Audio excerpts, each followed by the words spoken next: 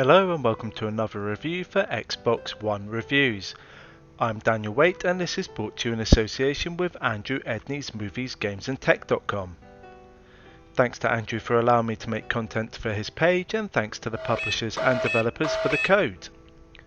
Today's review is Scrap Garden, which is available to buy across multiple platforms for around £6. So let's wait no longer and see what it's all about.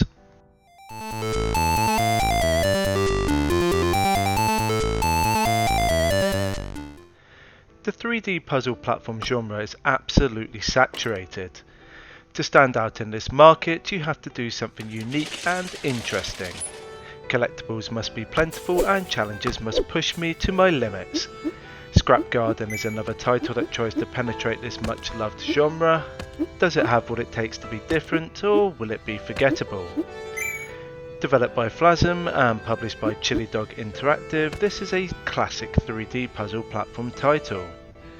Using many tried and tested mechanics and tricks, I wasn't too hopeful it would stand out from its peers.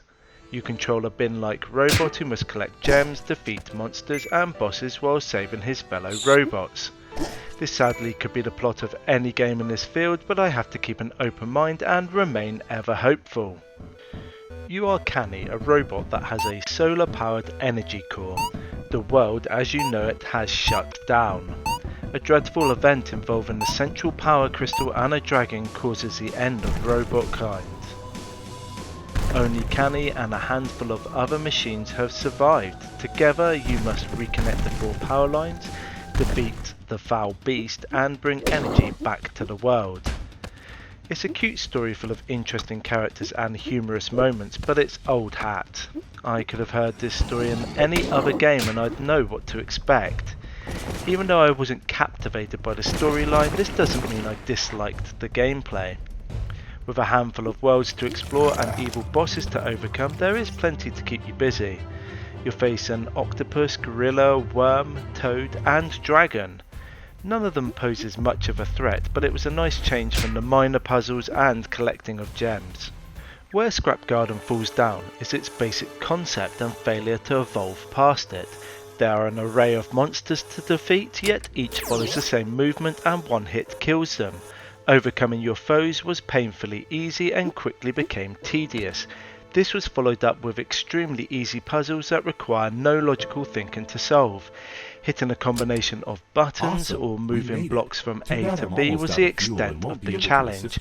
I desperately wanted more, but sadly, it never appeared.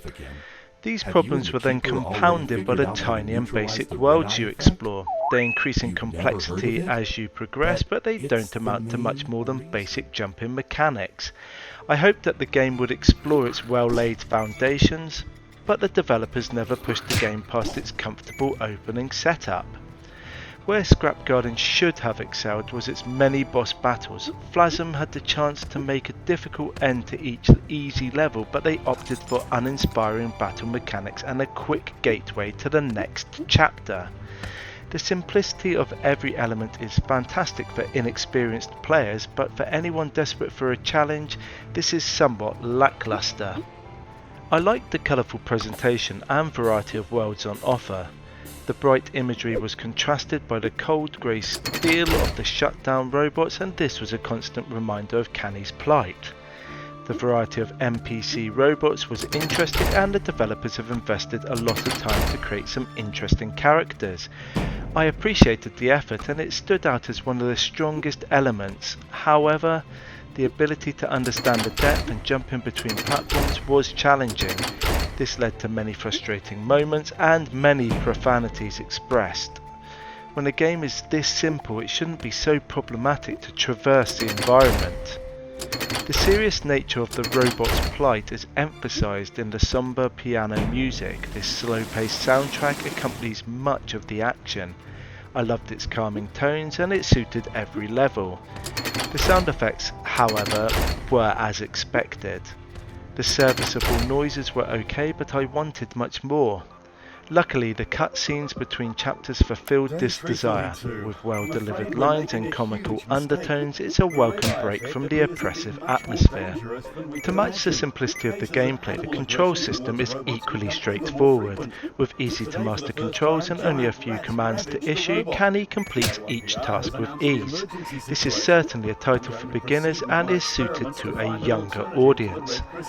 Scrap Garden also sadly lacks replay value. With limited collectibles to locate and no additional gameplay upon completion, there is no reason to return. An arcade machine is located early on and this offers a fun distraction. I would have liked to have seen more of this throughout, as it was enjoyable and matched the robotic theme. It was always going to be a challenge for Scrap Garden to stand out, and it failed to impress me.